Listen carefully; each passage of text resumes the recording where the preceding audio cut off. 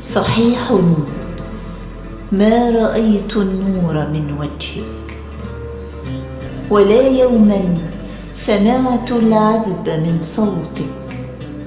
ولا يوما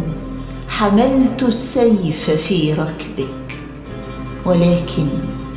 يا رسول الله أنا والله أحببتك. ولا يوما تطاير من هنا غضبي كجمر النار، ولا حاربت في أحد، ولا قتلت في بدر صناديدا من الكفار، وما هاجرت في يوم ولا كنت من الأنصار، ولا يوما حملت الزاد والتقوى لباب الغار، ولكن يا نبي الله أنا